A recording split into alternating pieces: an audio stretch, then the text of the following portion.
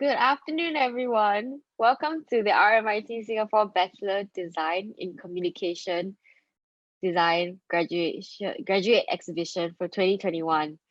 The 53 Collective. I'm Ray. And I'm Shannon. And we will be your MCs for today.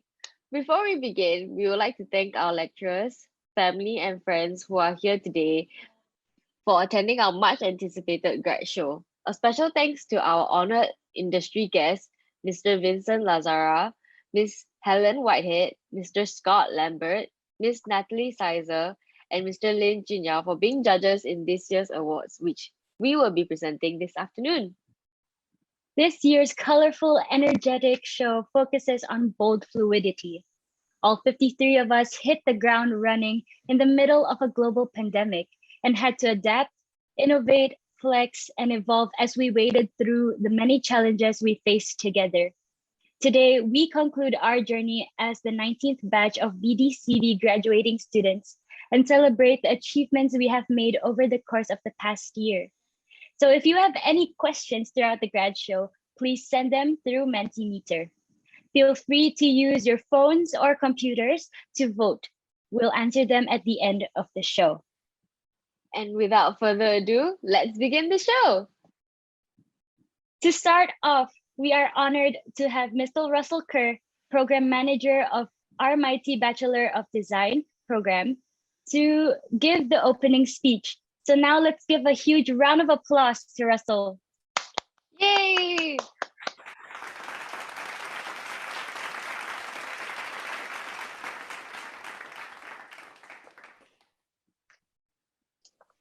Hello, everyone. Can you hear me okay?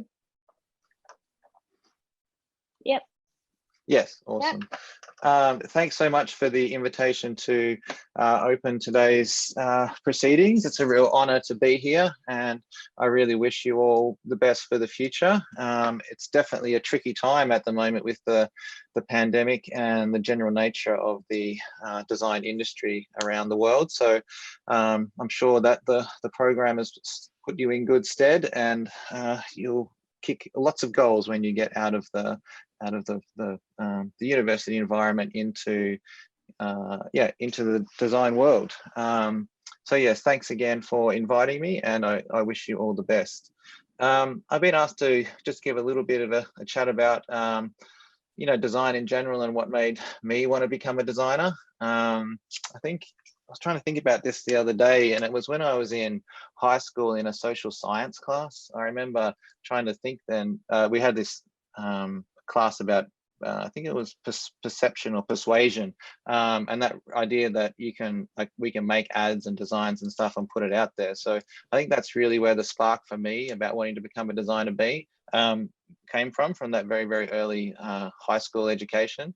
And I think over the last few years, particularly, it's sort of become very interesting to be a designer. The traditional graphic design is sort of morphed a little bit into a more communication design field, where we're not just designing logos and business cards and those traditional kind of things that you would think of, but design is really a much broader industry now, where designers are using our creative skills to solve a whole range of problems. I think design also gives you a really interesting perspective on looking at the world. I know I find it hard to walk down the street sometimes and you see an obvious problem that's in need of a solution. So, as designers, we can kind of look at things and figure out how you might be able to provide a better solution to it through design. So yeah, I think design sort of changes the perspective on how you end up looking at the world. And I think, I think the students nowadays, especially in the last couple of years of this pandemic, have ended up coming out with a real interesting bunch of skills where we can adapt and be much more creative than maybe we would have pre-pandemic levels, just because, everyone's had this really tricky situation that we've all had to deal with and adapt to. And, education has gone to move from online to face and back to online. I know in Melbourne here, we're just sort of almost coming out of a lockdown. We've still got a few restrictions and things like that in place, where other parts of Australia are, back into lockdown over the next few days. So I think Singapore is in a similar sort of situation of going in and out of lockdown as the coronavirus comes up and down.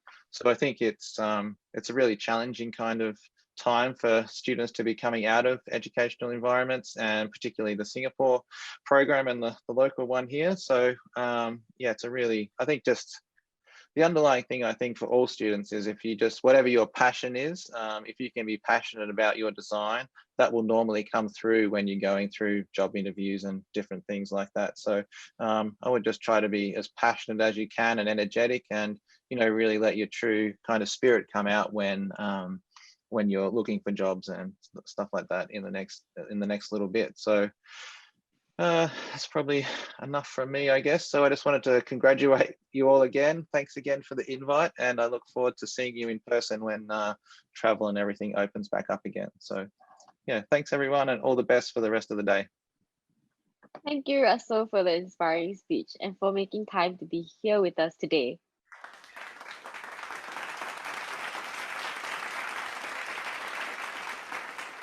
Now, let's move on to the next part of the show, where we will be shining a spotlight on our very own 53 Collective website. Created by our amazing digital team, the site showcases all our unique major projects and our personal journeys through this one-year course. Let us bring you on a short tour of our undergraduate exhibition. There are 53 portraits, each representing a unique designer in our cohort. When you click on each portrait, you can learn more about each of us, our strengths, and a synopsis of our final year project. Additionally, you can click here to access our Google Drive to give you a more in-depth behind-the-scenes look at the design process and thinking of each project. Now you may be thinking that's a lot of students to go through.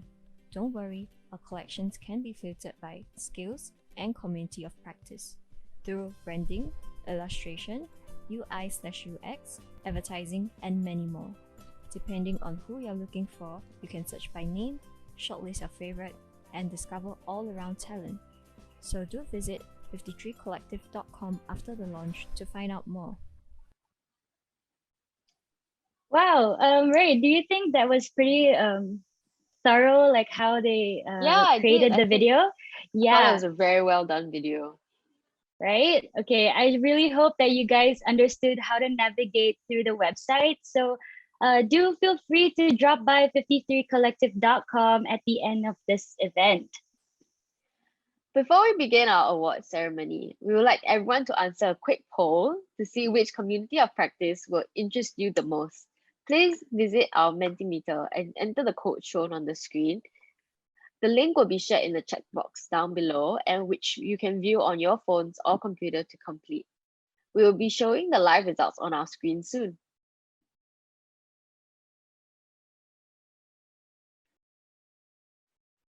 So the link is sent in the chat as well, and you can just enter the code there. So just take your time to log on to Mentimeter, yeah?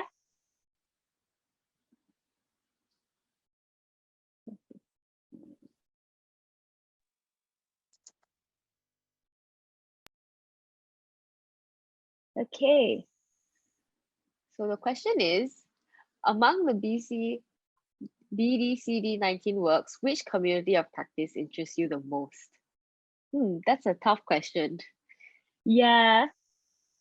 Like I personally, oh yes. I think we're gonna say the same thing. When we first started out, we don't know what is there out there, right? Yeah. Oh wow. Votes are coming I in. see a couple of people are really interested in illustration. Oh yeah, that's the highest one for now. The second one is Yeah, UX UX UI. Oh UI. wait, no. Branding took over. Oh wait. It's a fierce Wow. Well, competition there's so between the many two. responses. That's really good. Okay, I see web development still on the lowest. Hmm, yeah. Okay, advertising is coming up too. Oh, I'm actually quite shocked that there Branding was and not much illustration are neck people. to neck now. Yeah. Okay. Wow, illustration is still the highest. And branding just follows right after. Yeah. Oh, now branding took over Branding like took real quick. over. Okay, what about you, Ray? What interests you the most? I think it's a tie between illustration and branding. Okay. For Yeah. me, it would be photography and videography. Like I've never Oh, really that's a nice touched on it. choice. Yeah. Yeah. And you like Okay. film photography as well, right? Yeah. Like illustration's cool too, not gonna lie. Mm, Yeah. Okay, cool. Keep the answers coming in.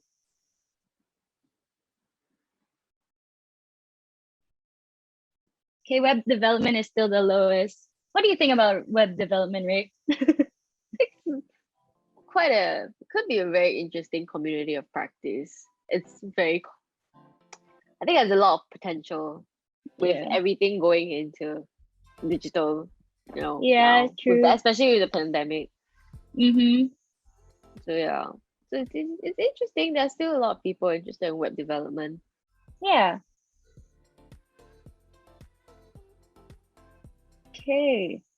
So the highest right now is branding with 23 votes. Followed by Wow. illustration with 21 votes. Yeah. Oh, that's interesting. Like print has 10 votes.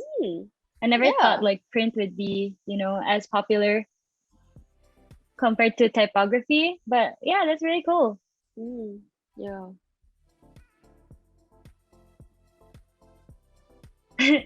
Rose says illustration for the win.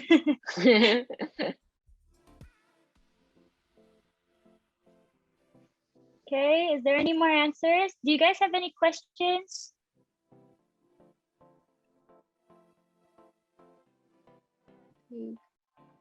I think that's the final one. Is Yeah. that the final one? Okay. Yeah. So we have Thank you. motion graphics with 10, branding with 23, illustration with 21, UX UI with 16. Oh, Print has illustration 10. one more. Oh, okay. Wow. Typography has 8. 8. Web development has 5. Photography has 9. Photography, videography. And advertising has 14. Wow. Cool. Thank you everyone for your participation. We'll now move on with the show. And now it's finally time for the main event, our awards ceremony. Are you guys ready?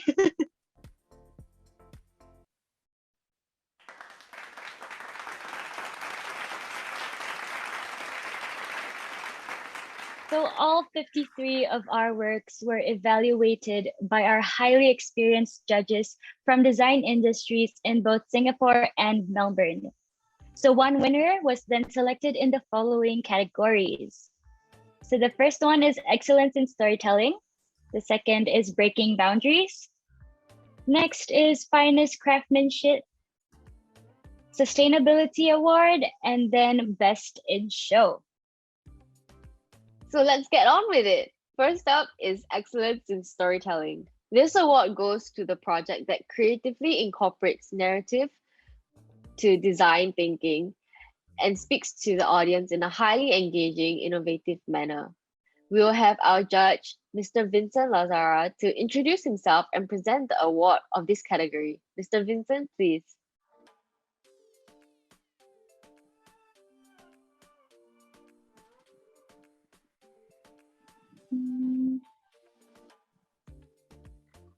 So I don't think Vincent is here yet. Okay. So yeah, we might kind of move that to the end of the program. So let's kind of maybe move on to the judges who are here. Okay. Okay.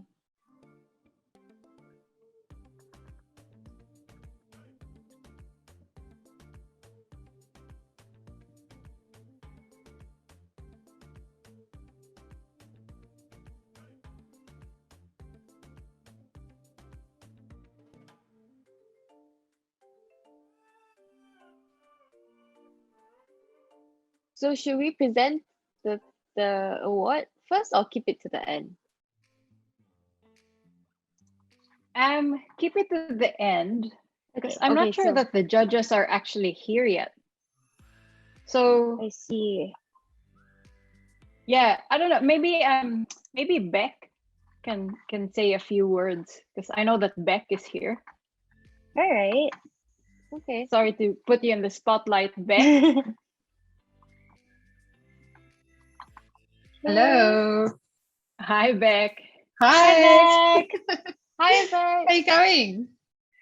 Thank you for having me. Yeah. Would you like to say a few words? Sure, I'm happy to speak now. That's fine. All right.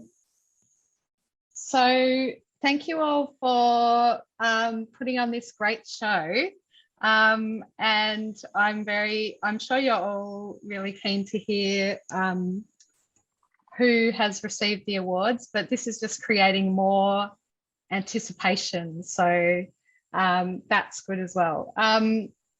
I was asked by the students to do a speech and to respond to some questions. So I have prepared some answers for you, but I just wanted to start by acknowledging where I am. I'm on unceded land, which is known as Lambert it's Wurundjeri country. And this is the land of the Woiwurrung language group.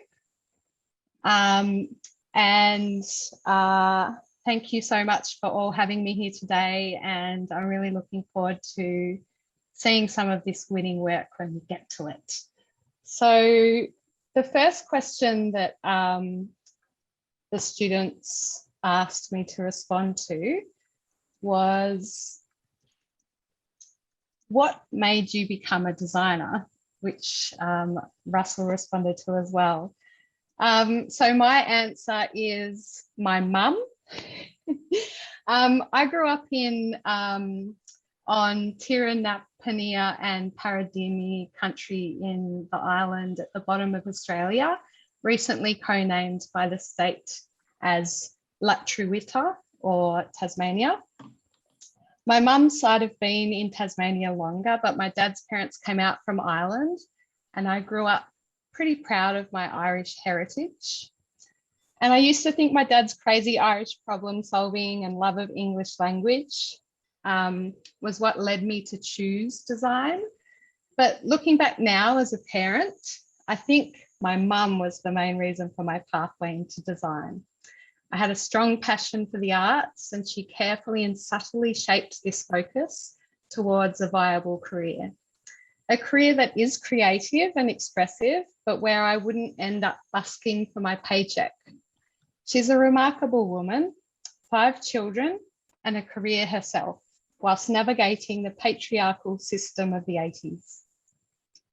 So to all the parents here today, well done and thank you. Thank you for supporting your children in their creative pursuits and encouraging them into what I personally think really is a fulfilling career, especially as a woman, where we are given the tools to redesign, rethink, and recalibrate the constructs around us.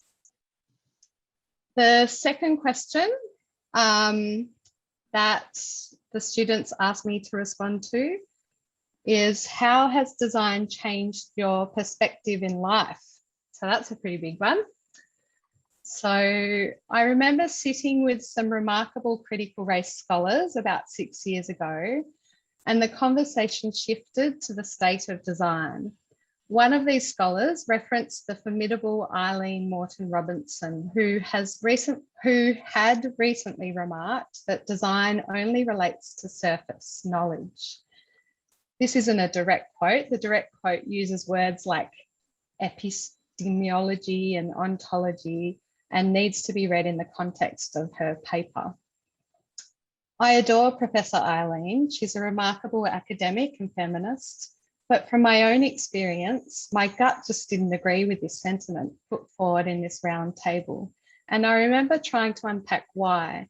Yes, design does often sit on the surface as a communication tool. It is often used as the externally facing entry point, but that is not to say it is not relational to what is beyond the surface.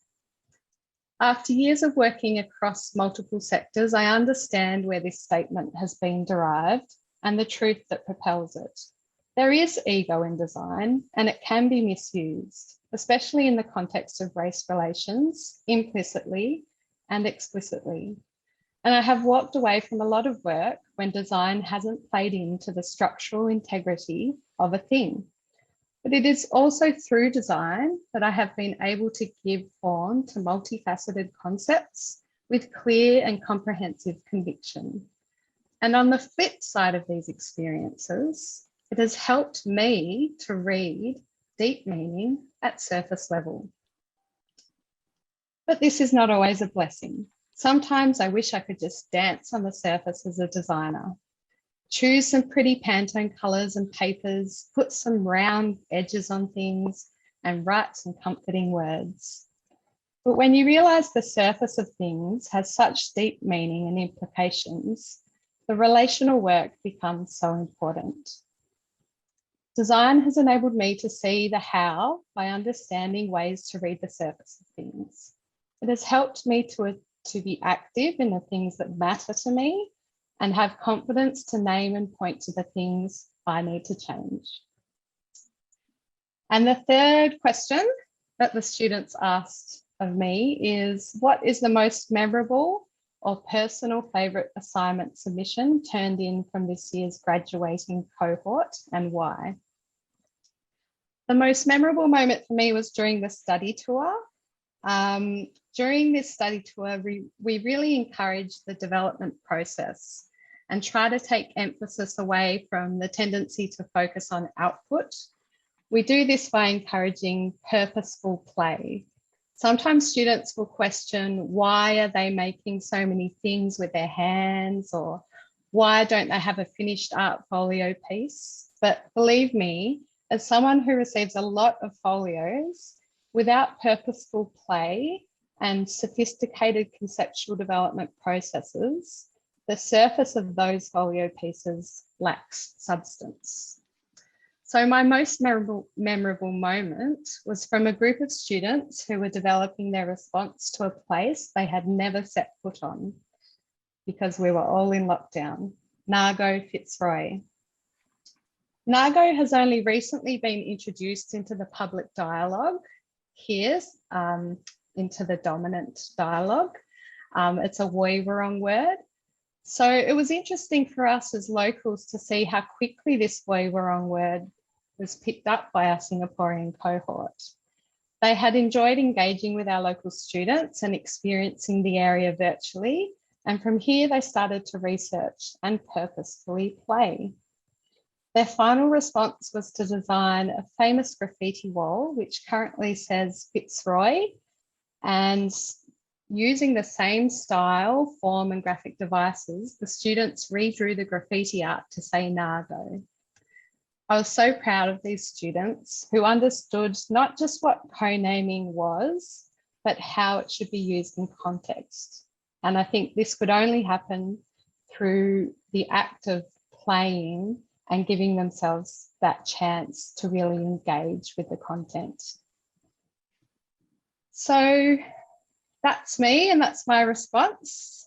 I wish you all well for your future endeavours, and it's been such a privilege to work with you all in both studios that I've had the chance to work with you in. And yeah, good luck, and I hope you enjoy the rest of this grad show. Thank you so much, Beck, for that wonderful speech. And as Rose sent in the chat, you can find Beck's Design Studio public journal. So the links are just sent there in the chat. So you guys can go and check it out. So right now, we can go for a 10-minute break, and while doing so, you can actually visit our website. So Rose has sent it in the chat as well. So again, it's 53collective.com. Yes. Okay, we will see you shortly in 10 minutes. So we've sent out a link for Mentimeter. You can vote for your favorite works. Rose has sent the link and the code as well.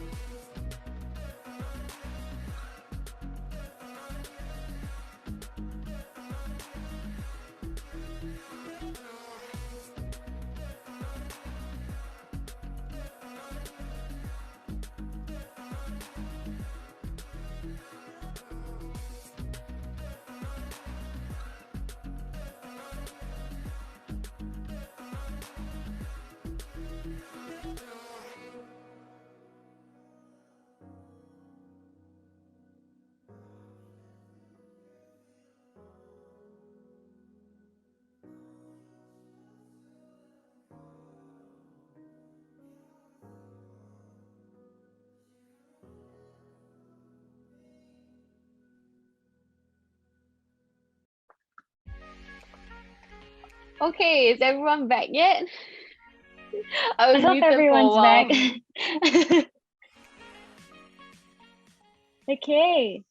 There's quite a lot of votes in right now. Yeah. So I'm guessing people did really go to their website and check the works out, which is really cool. So we can see quite a number of people voted for Blessed Goods, which is really cool. Because if I'm not wrong, like the biggest one is It's like the one that most has votes. the most votes. Yeah. Right? I So see Blessed Chocho Goods. Crafters. Wow. Jojo Crafter, I Okay, think that's a very interesting name for a project. right? Yeah. It's like I don't really know what comes to mind actually. Do you not know about Toto Crafters? Like Toto, the No, I name. don't know. So basically, Toto is something like it's a prized possession for a kid. So it's like I a poster, see. or it could be a cloth. And the reason why they call it Toto, it comes from the word, like a Chinese word, like Toto means smell, like to means smell. Okay.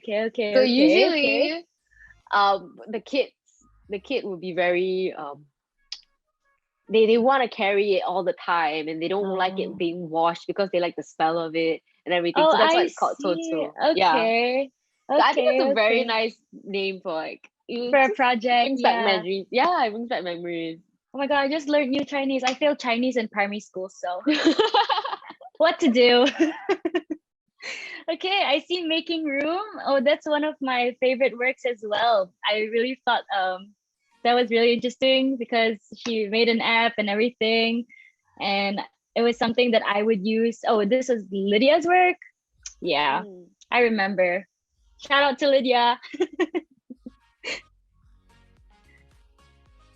Okay, what about you, Ray? What's your favorite piece of work from 53 Collective? I'm tired because there's so many. I think one of the more memorable, like the ones that are in my head, like it comes to mind when I think it's Made by a Woman Oh yeah, by definitely. It was so Belinda's clean, work, amazing. and also New Nanyang by Amos. Oh yeah, Yeah. Amos. That Amos' was work was really I great. saw his work. It was really good as well. Oh, I see mine, Honey Beauty. I see Honey All Beauty. right. I'm so happy someone voted. Okay, cool. I see a lot of responses. It's really nice. Oh, I see mine too. Yeah, I saw Lucidity? it just now. Lucidity. Cool. Wow, it's still changing. So does that mean that someone is still voting? Like people I are still guess voting. so. Like actually, more people are putting in their responses, but Blessed Goods is just staying right there. So yeah, it's the top Wow. one for now. Yeah. So maybe someone is just repeatedly spamming that, or I want to win. Okay. Yeah, there's another one, Hawker's Seafood. I think that was by Michelle. No, by Mangyan, I think, if I'm not wrong. Oh my god, I'm so sorry if I'm getting it mixed up. Oh yes, Mangyan. Yes, okay. Okay, I am number 2. Someone said help. Why do you need help? Okay. Oh, help is one of the projects. Oopsies, my bad. Oh. I didn't actually know. Oh, okay. In Xiang's work, his internal monologue. Oh, okay. Hey, Russell, why you so mean? I'm trying to like read every vote. Yeah, that is I'm placed, actually but not. it's so hard because it keeps changing. Yes. Oh, mirrors. That's by Hui. Stop poaching. Yep, I see pretty much all of the works here. It's pretty cool. I'm so glad there's so many people voting. It Yeah. you know. So keep the responses coming. This response is really good so far. Yeah, there's a lot of Repet bottle is really big now too. Yeah, it's staying on top. Yeah. The one's by my Yu Daphne. Really nice. All right. Wow, it really keeps changing. Yeah. Okay.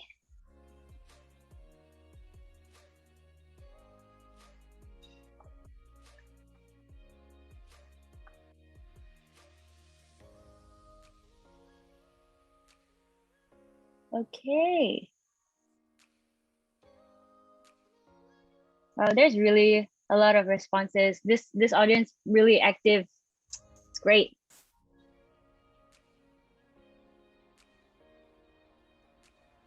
So is Neal here? I'm here. Dr. Neal. Okay, Oh, cool. hi Neal. Hi. How's it going? Good.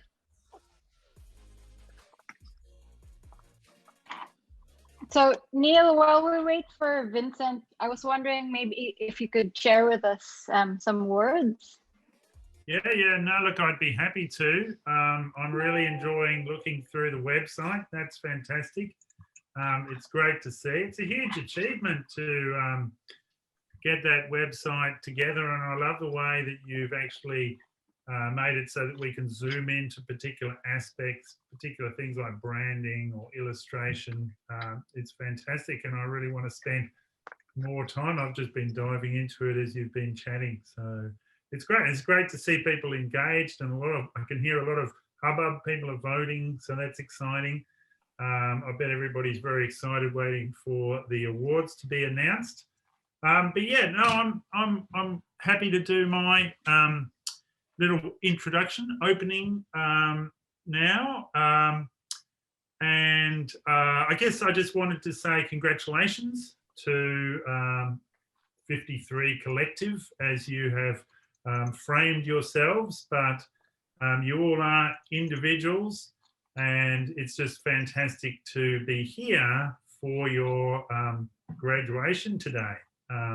It's fantastic to see that, to see the work, to hear you talk about your work, to also hear our industry advisory committee and industry partners come and talk about the work, discuss the prizes that they're giving, and really give us insights into the thinking behind the work, because so often design and design awards, I mean, we've all been to design awards, and you do end up having, you know, a hero image of the project, but actually getting an insight into what's behind those projects is really fantastic. And so it's great today that we have that opportunity. I would like to mention a few things about this, you guys, 53 Collective. So you as a cohort, so you started this undergraduate top-up qualification during the pandemic, obviously. And I think it's been quite challenging for you to do that, and I would like to commend all of you on that, and pushing through and putting the extra in to make that work, because it really has worked.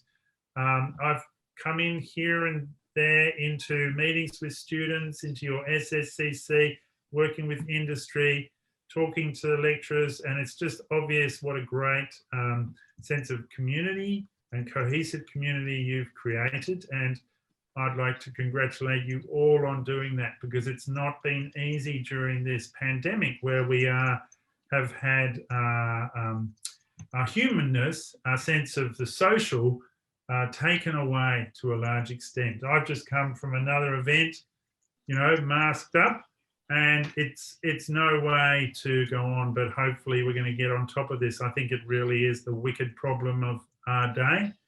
And that's the other thing I'd like to talk to.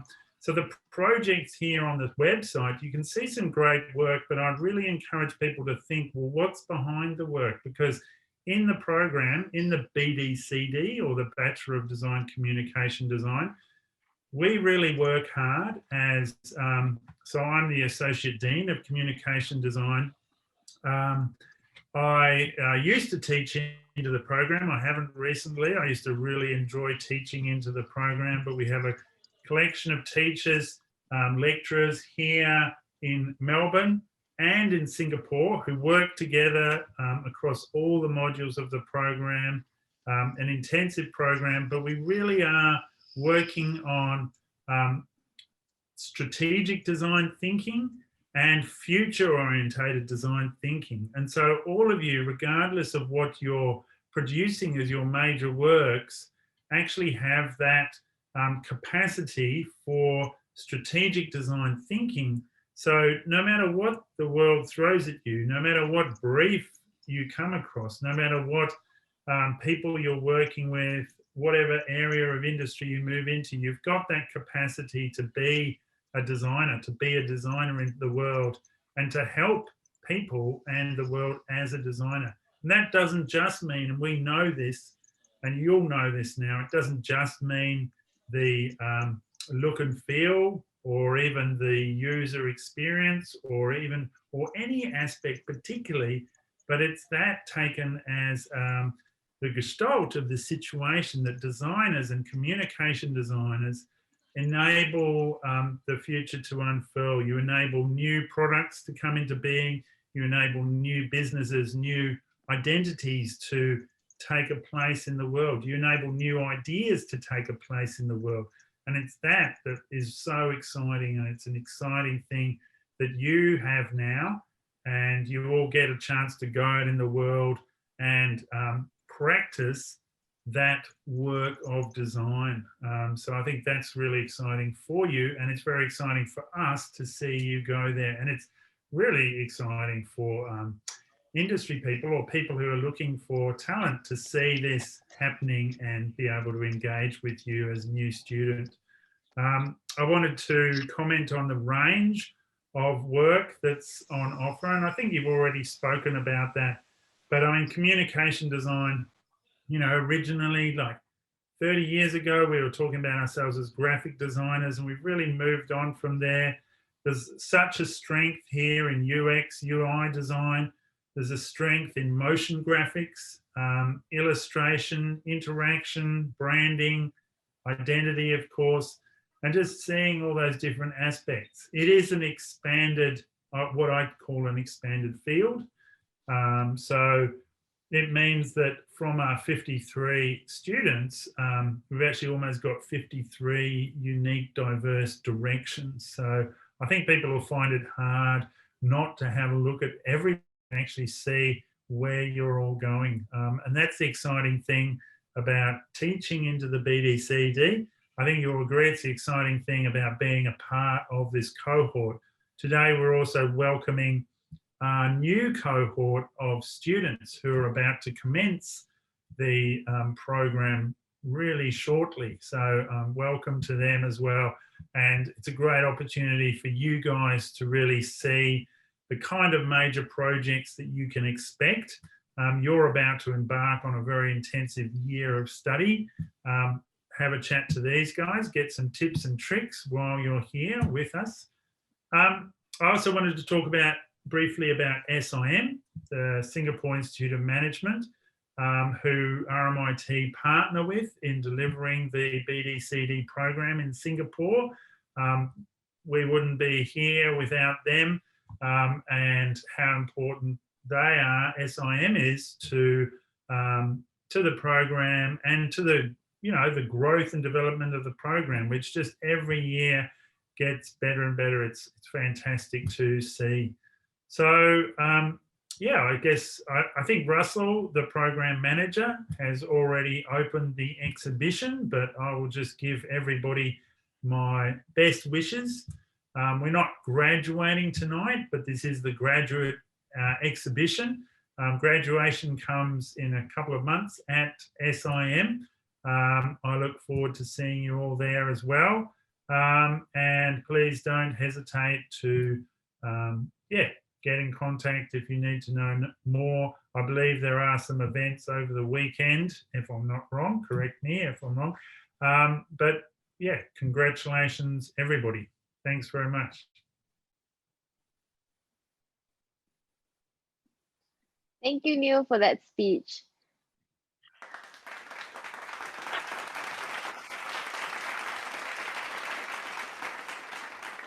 And now let us get back to our award ceremony. Are you guys ready?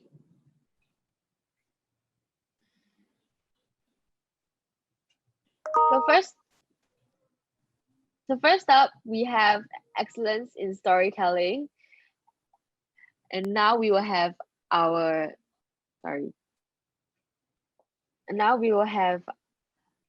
this award goes to the project that creatively incorporates narrative to design thinking and speaks to the audience in a highly engaging and innovative manner. We will have our judge, Mr. Vincent Lazzara, to introduce himself and present the award of this category. Mr. Vincent, please.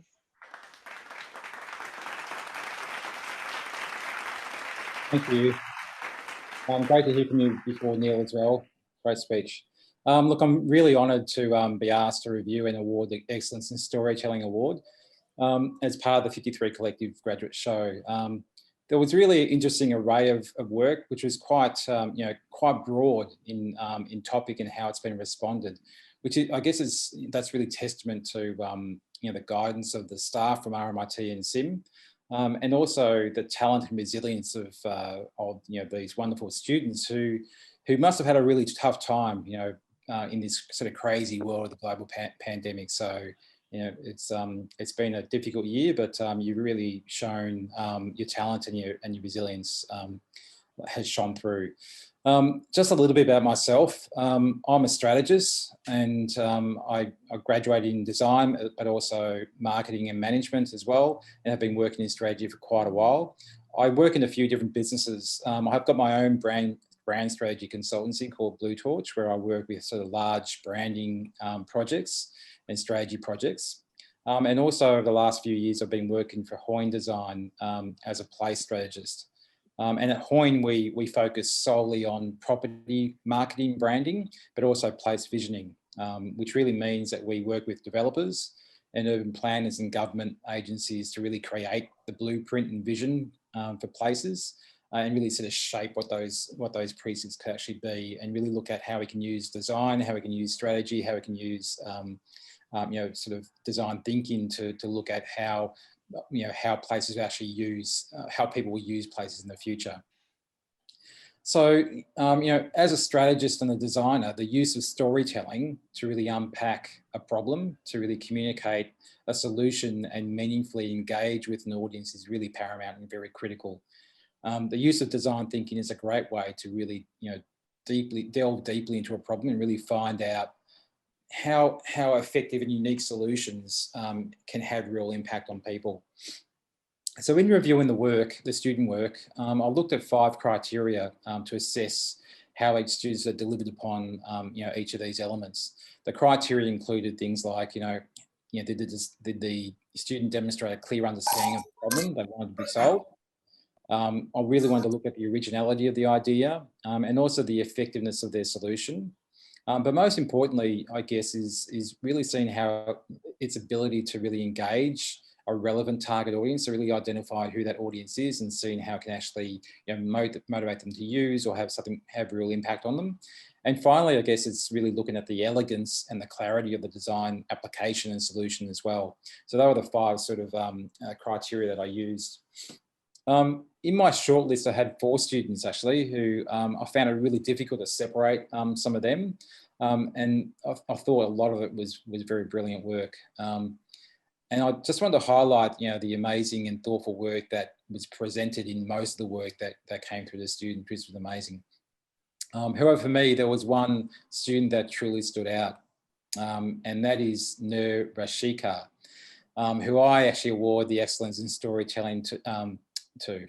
So, Neal Haslem, hope you're there. Here it is. So Neal's work was amazing. So Neal presented a comprehensive research and demonstrated her understanding of the problem that the oversaturation of media and the overuse and dependence on technology had on the development of young children. So she did this in very sort of thoughtful analysis for a piece. Her idea was to encourage young children to engage all their senses and to develop their fine motor skills. The solution she used was to include really multi-sensory sewing kit in an immersive way to really encourage children to create playful characters. This activity engaged all their senses and activated their fine motor skills. Neal developed the brand called Choo Choo Crafted, which you can see on screen there, along with the packaging and the creation of these characters and the sensory elements that sort of surrounded them.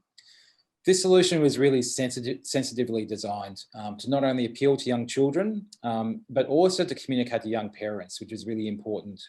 The brand, the packaging, the products and the promotions were all beautifully executed and showed an understanding of how to engage through storytelling and design.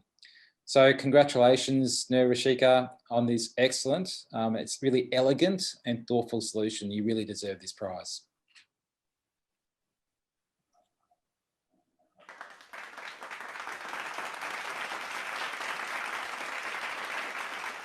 Thank you, Mr. Vincent. And as mentioned, the award goes to Rashika. Rashika. Congratulations, Rashika. Would you like to share more about your project? I can't see you on the screen. You there? Hi, everyone. Yes, so first of all, I'm really honored to be receiving this award today. I'd like to thank the industry judge for this category, Mr. Vincent, from Melbourne, Australia. I also like to thank Reg, Chris, and Beck for their guidance throughout the module. It definitely helped me to expand on my design thinking and encouraged me to explore new things even beyond design. So for my major project, I touched on a topic close to heart. As an avid toy enthusiast, I wanted to do something hands-on, something fun, something that I know will keep me excited and motivated to continue pursuing for the whole month that we had. I actually didn't have to think much because this was what came to mind and immediately became the inspiration for the project. When my younger cousins came for a visit, after saying hello, the first thing they will ask me would be, "Can I play games on your phone?" Subconsciously, I give it to them and they are able to navigate it through with ease. As time goes, children are more exposed to these technological gadgets and they became the easiest tool for parents or guardians to distract their kids with. And children are quick to learn what are the best apps that can provide them with the entertainment they need, be it a YouTube or a gaming application.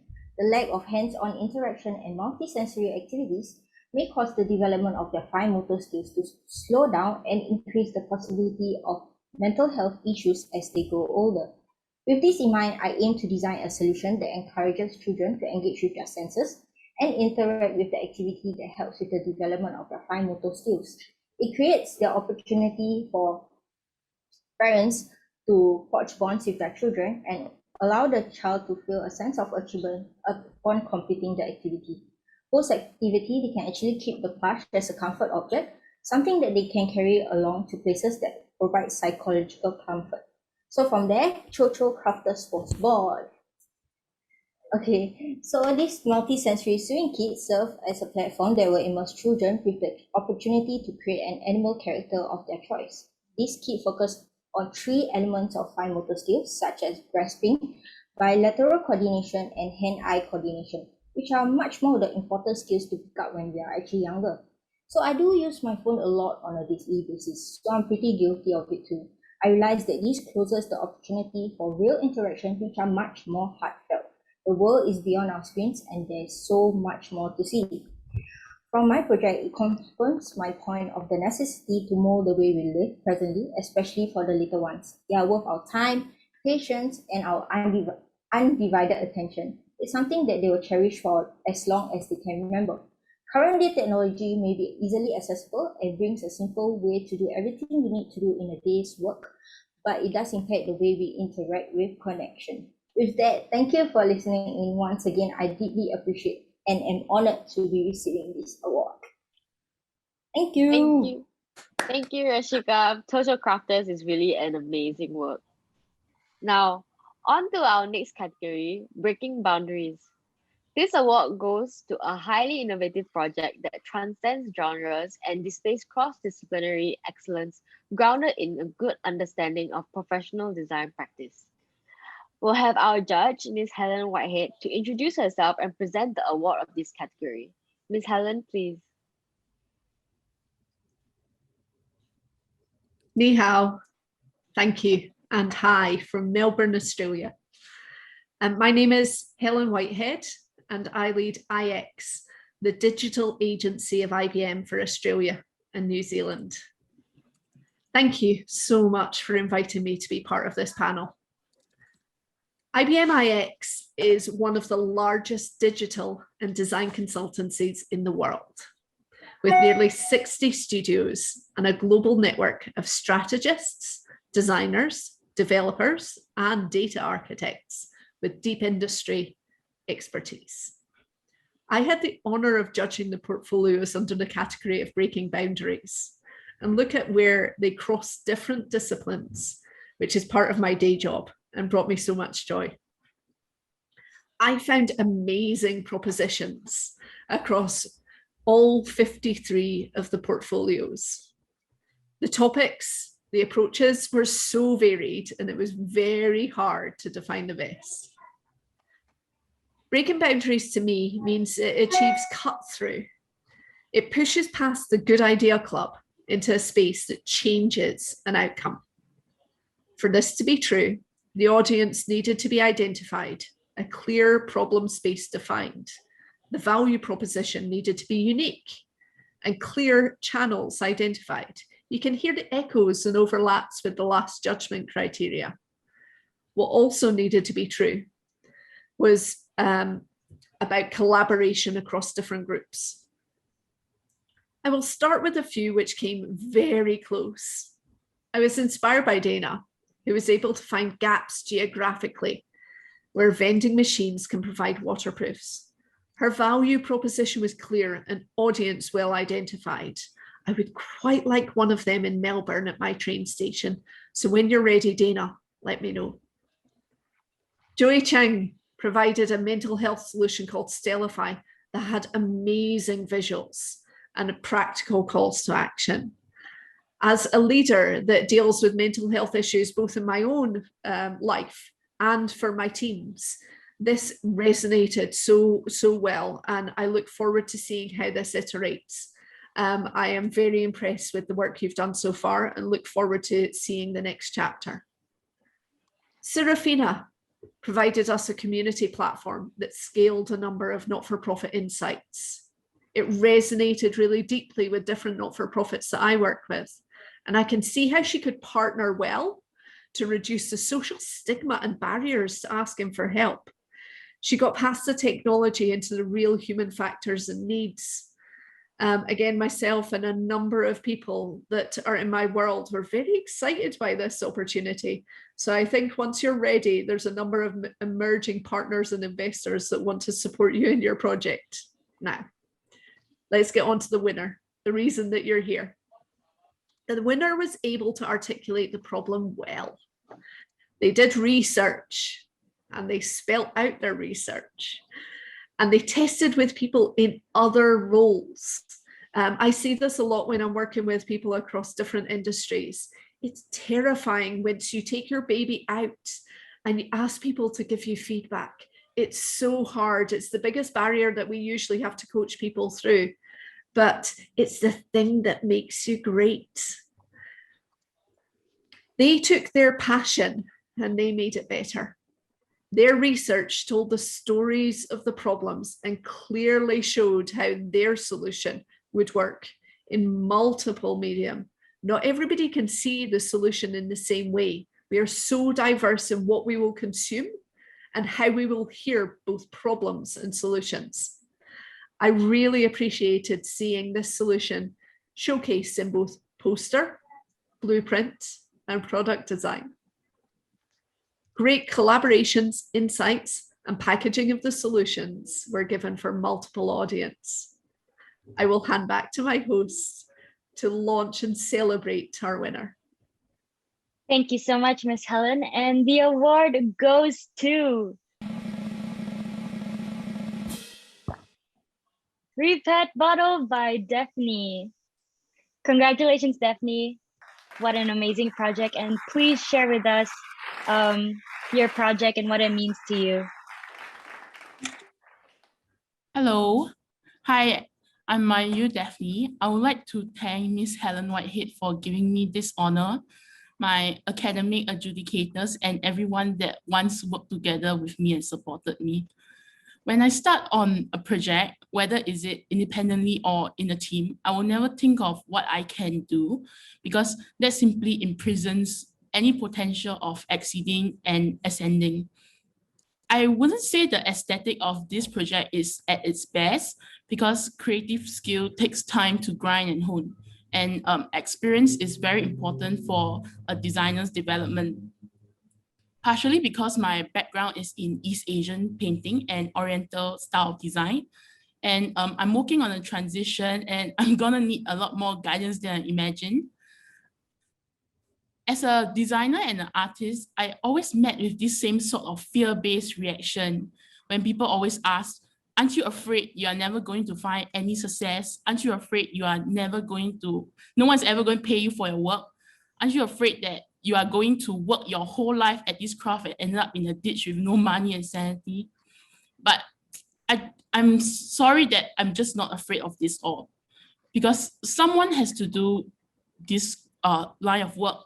And I believe it is me, not because I'm overconfident, but it's because I just can't be scared of what I think I put on this earth to do. And to work with intuition and conscious choice, that's also what robots can never be programmed.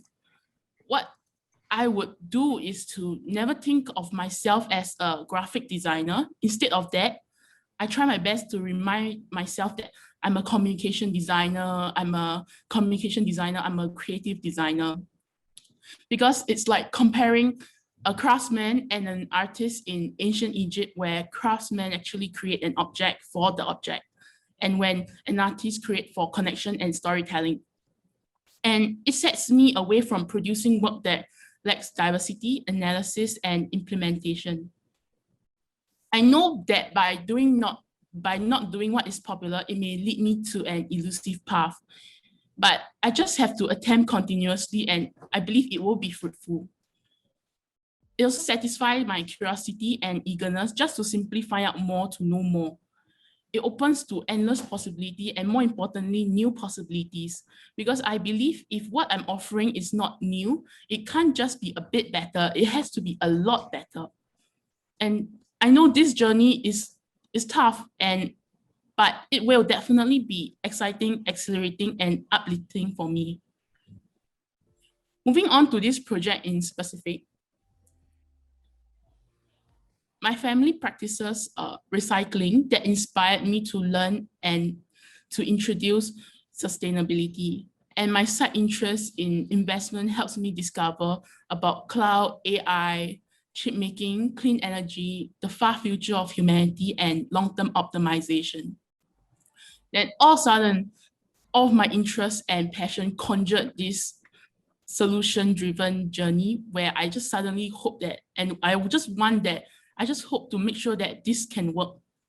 And there's definitely pitfalls to come of it, and that might be neglecting a bit of aesthetics time to time, especially in this short available duration. Lastly, just a little food for thought. If we should worry less about the skills needed and focus on effective communication, rather than produce the produce of aesthetically driven creative work, because I believe that the skills can be worked on, and of course it needs time, but aesthetics is like fashion, and perhaps fast fashion in today's context. Thank you all once again for appreciating what I do, and thank you and see you all around. Awesome. Thank you, Daphne. Thank you. Moving forward into the next category, Finest Craftsmanship. This award goes to a project that displays detailed, precise execution and portrays an in-depth understanding of design research and strategy. Now we'll have our judge, Mr. Scott Lambert, to introduce himself and present the award of this category. Mr. Scott, please. Hello. Yeah, I'm Scott. I've been working. I'm the creative director of Superunion in Singapore. We're a global brand consultancy with offices all around the world, many offices, and I look after the Singapore business and work on projects in Singapore, India, Indonesia, Brunei, Philippines, all around Southeast Asia. Brands big and small, boutique and really interesting boutique things, and then big boring banks and everything in between. So honored to be invited to speak and to talk and to assess, to judge the work. I made a short list, which I'll read out, but I won't reveal the winner because I think that's someone else's duty. But the criteria I used, actually, I just took from D&AD, which is the use of crafts integral to the creation of a piece of design that bring the creative life brings the creative idea to life. So I'm not judging the idea per se, I'm judging the idea and how the craft brings it to life. That was the criteria I used, and what craft was most effective. So without further ado, I'm sorry about my filter. I couldn't, my background, I couldn't quite get it working. It's weird, but it's kind of cool as well. I like it. I was like, yeah, it's one of those happy accidents. So use of crafts integral to the creation of a piece of design that bring the creative idea to life. And where's my short list? Hold on a sec. Maybe a drum roll while I'm searching. Okay. Okay, so the shortlist was Alice, I'm sorry about my pronunciation in advance. Alice Budinio for Treasure Hunt. That was craft for illustration. Also on the shortlist, craft for illustration, Graciela for Kitamashimao Destiny. I'm sorry about that. I probably butchered that. Craft for photography, Meng Yang for her Hawker Sifu. And lastly, craft for design, Vicky for her mental hygiene. So that was the shortlist, plus one more, which is the winner, which will be revealed. Thank you, Mr. Scott. And the award goes to Seneca's Community by Zizou. Congratulations, Zizou. Please share a few words about your project. Sorry, can I just talk about why I liked it? Oh yeah, sure, go ahead. Before she goes ahead. Sorry, Suso. I just really I found, I could see the passion in it, and I could see that she had an idea, and that it was really different to everything else. It was quite quirky, unexpected, and I could see that there was heart and soul in it, and it was surprising, honestly. And I thought that's really cool.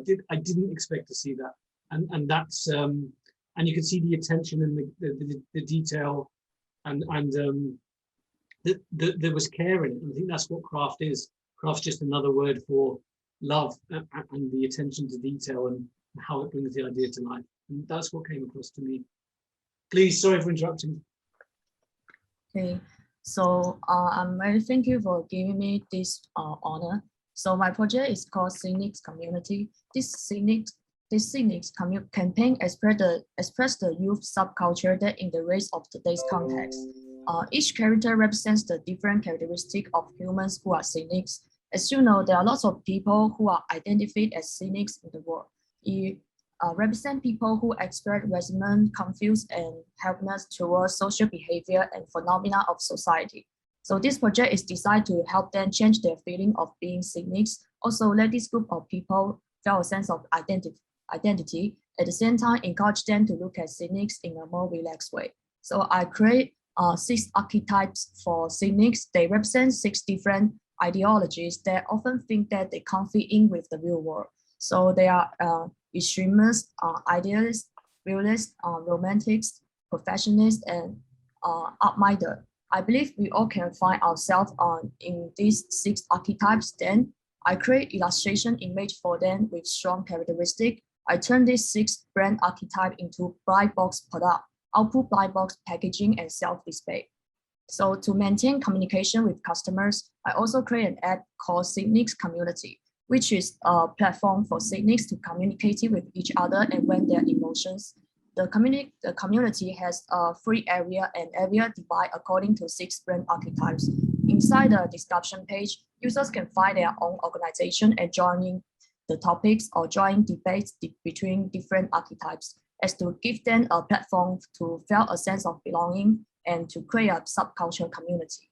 So the reason why I come out with this thought of my project is that I'm pretty sure I'm one of people in this cynics community.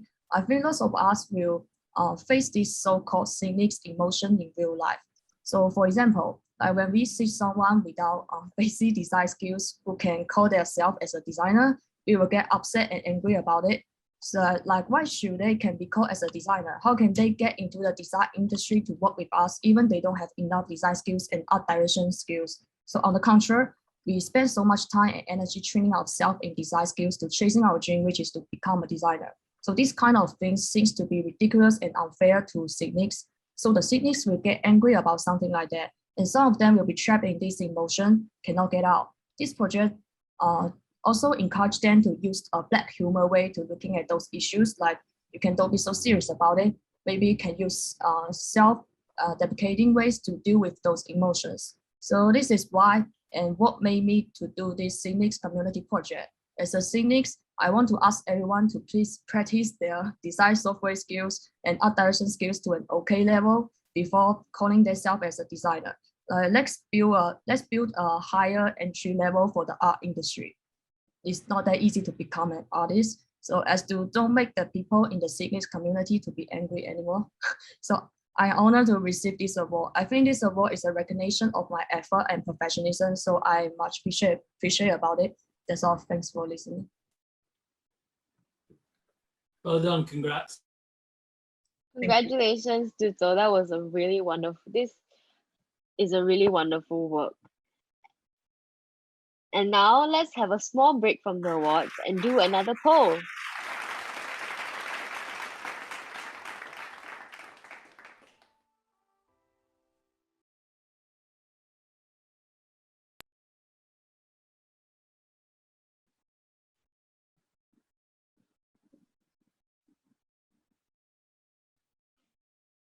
This poll is to find out which community of practice is most challenging to you.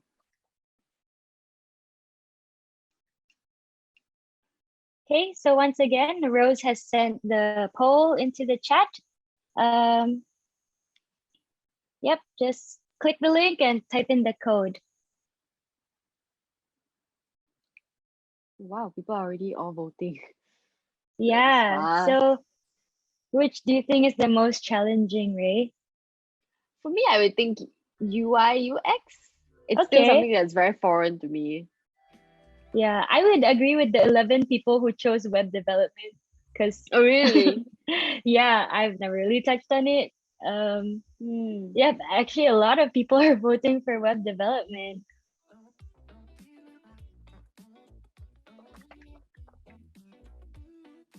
Yep, a lot of people think the least challenging is illustration, print, and typography. Do you think it has to do with their interest? Because it's kind of like for our first poll, it was flipped around. You know, the highest was you're right. illustration and branding. So it's kind of flipped around. Yeah, especially web development. It was like at 5. Yeah, just I now think for like the most 5. interest. Yeah, and then now it's like 26 for the most challenging. Yeah, but there's a pretty good range for the rest of it. A lot of people do think UX UI is also pretty challenging. Interesting. I guess it's a very foreign kind of community of practice for a lot of people still. Yeah, I agree. I also think motion graphics is quite challenging, to be honest. Yeah, I think it's very challenging too. Kevin says, I thought everyone is using Wix. What? Kevin said, I thought everyone is using Wix. Oh, Tiayi said, ha ha ha, because we know that Tiayi touches on web development, right? That's true. Yeah. Okay, cool. Rose says props to our 53 collective website developers. That is definitely true. Huge props shout out to them. you guys. Website was done very well. I don't know how they did it so well. Yes, thank you, Tiayi, so much for the website. It was really great.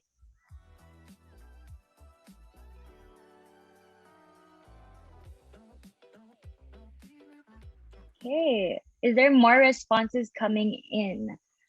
So videography and photography is at 7 votes. Same with branding and advertising. That's a tie. Yeah. Oh, wait, there's more coming in. Yeah, I just saw the changes.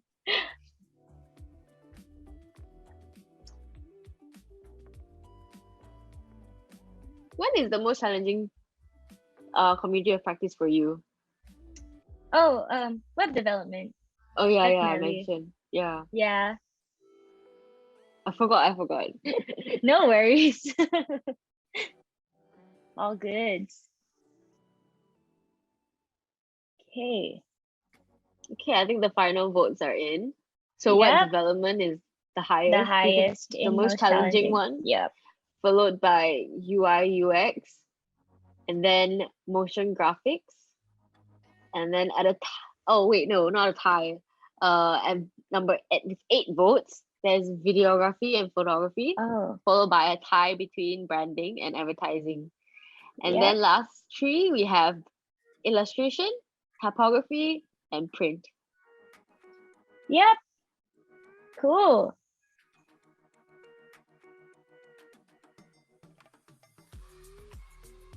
So we would like to thank everyone for your participation. And we will now move on with the show.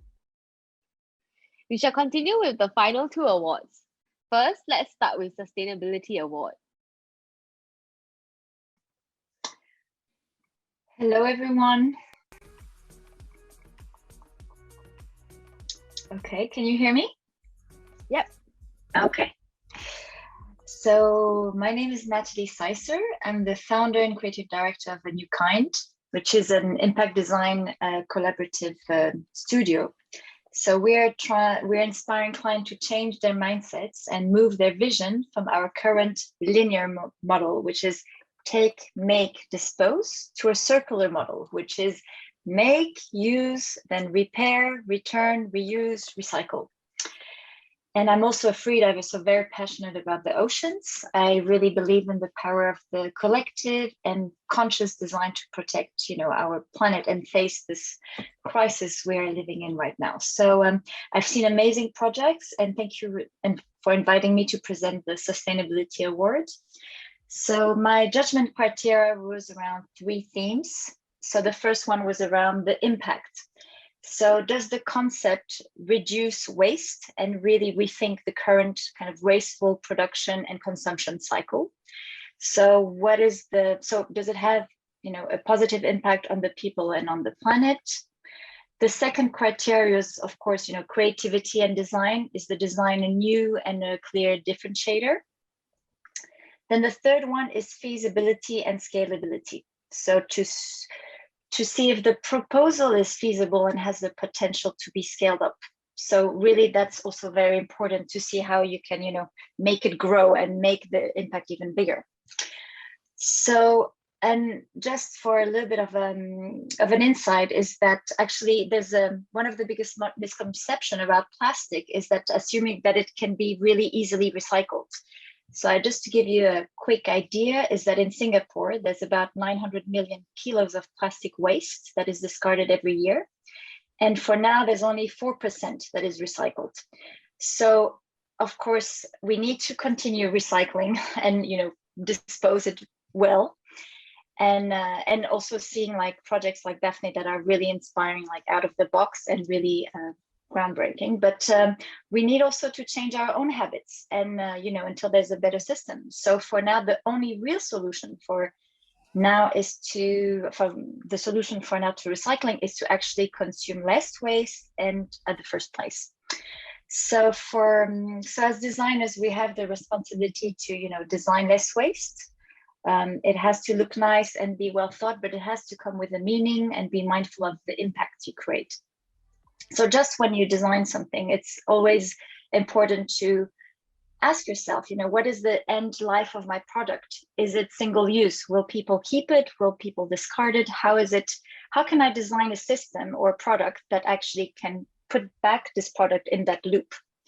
So so in Singapore, there are also amazing initiatives like the fashion pulpit. If anybody knows it, it's amazing. You can go and swap your clothes.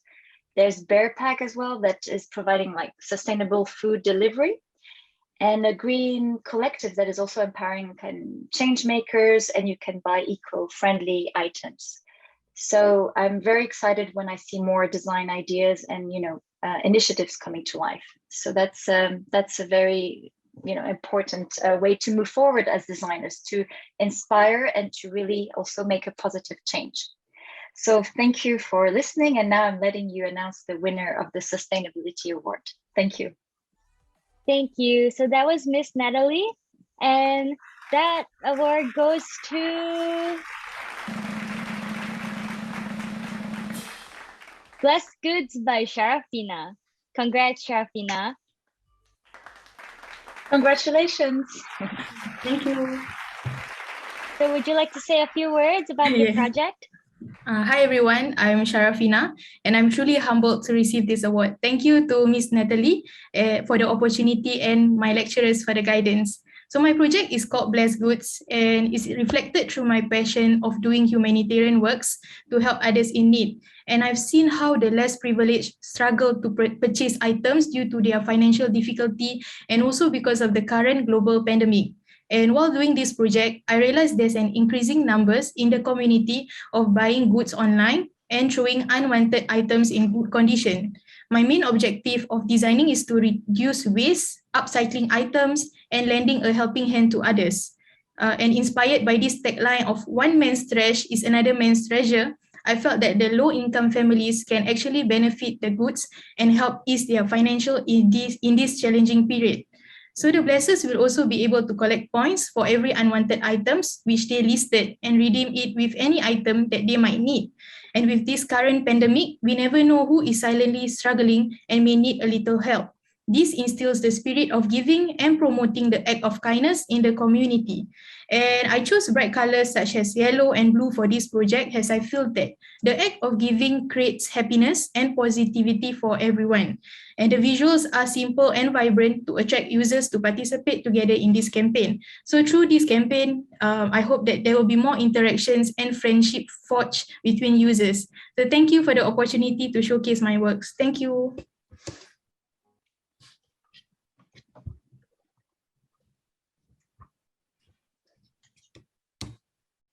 That was wonderful. Thank you, Sharafina. You're welcome.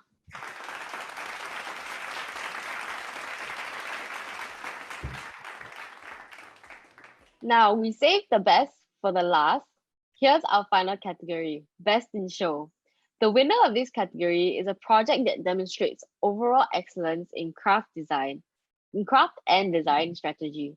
It displays significant critical engagement with theoretical, formal, and aesthetic design thinking practices. Now we'll have our judge, Mr. Lin Jinyao, to introduce himself and present the award of this category. Mr. Lin, please. Hello. Can you guys hear me? Hello, hello. Yes, we can hear you. Yeah, we can hear you. Hello. Okay, hi everyone. So firstly, really honor and thanks RMIT and SMI for inviting me to judge and present the best of show for the 53 collective. So I'm Jinyao, you can call me JY. I'm from Student Ensemble. We are a multidisciplinary branding agencies that have been in the industry since 2013. So a lot of time, I mean right now actually in fact all the time we tackle whatever kind of project through design through problem solving methods. So perhaps that also include things like design thinking, emotional thinkings, and one question that always pop up in our mind is this really the best way to solve the client's problem? We also ask ourselves, what if you can do this? How about? So this is always the question that we ask to not box ourselves in so-called frame ourselves. So that's also the takeaway that I hope you guys can get throughout the speech that I'm going to give as well. So when I was given this task to give the best of show, so I asked myself, so what is the best of show? So definitely is to demonstrate the overall excellence in craft and design strategy. So I mean, being a being a degree module, a big part of me thinks that the work itself have to be able to communicate correctly to the audiences, and definitely is to solve the problem. So this comes in as a big part when I'm giving the consideration on the projects. So I mean, after all, design is all about problem solving. So also at the same time is how the students is able to creatively and strategically through design and design solutions tackle the problems. So actually quite some works meets above standards. So I'm also quite surprised, so it's a good job. I'm also quite surprised by the wide variety of works submitted. So I see works like from product design all the way through to UI, UX, to branding. So I also saw some really good idea, like good exhibitions idea, such as the one that really caught my mind was the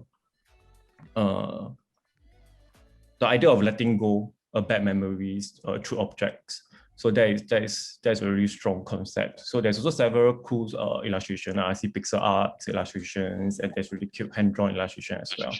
So, but above all, so I think there's really one word that jumps out. So I think it's well executed. I like the intricate thoughts behind various applications, especially across all the different platforms. I like the logo mark created. I like how the project is being tackled holistically. And definitely, I mean, the execution level is almost beyond industry level. So yeah, so without further, so I will just hand it over to the MCs to announce the winner. All right, thank you, Mr. Lin. And the award goes to Made by Women by Belinda. Congratulations, Belinda. Can you please share with us what inspired you? Thank you. I'm surprised to have been selected to receive the Best in Show award, and am honored to have my major project recognized in this way by Mr. Lin from Studio Ensemble. So firstly, I would like to thank one of my best friends, Charlotte, for inspiring me to do this project. So a little overview of this project is quite personal to me, as it's like quite actually a goal of ours to like create a brand strategy and like identity boutique like in the future together, because we are both like very passionate about branding. And the main inspiration for this major project stems from being passionate about working with female-owned businesses that are changing the world and making a real impact on the way we live, from like clean beauty and holistic wellness to slow fashion and like eco-friendly lifestyle products.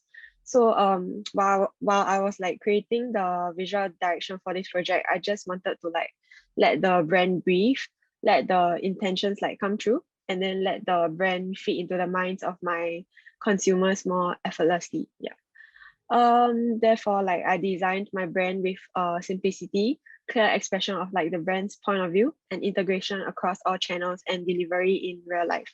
Yeah, I feel like there are many others who deserve a share in this award, as it has been like a crazy year for like everyone.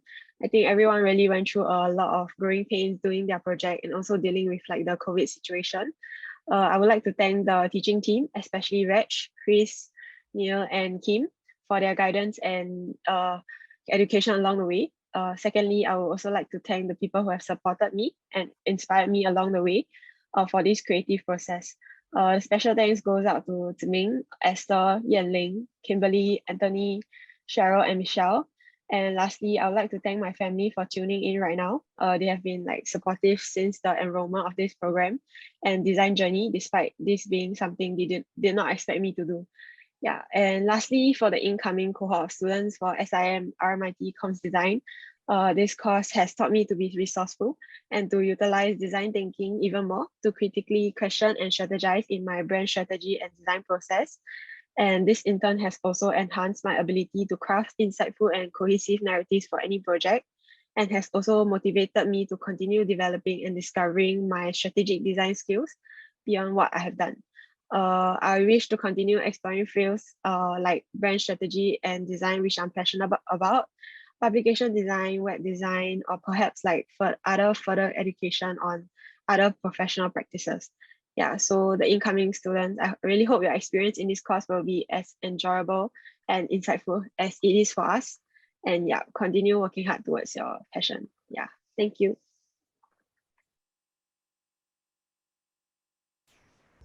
Thank you, Belinda.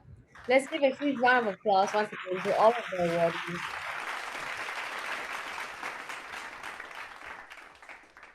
So now that we've heard from our Melbourne-based lecturers and the judges, let's now hear from the Singapore-based lecturers, Jack, Chris, and Kavi.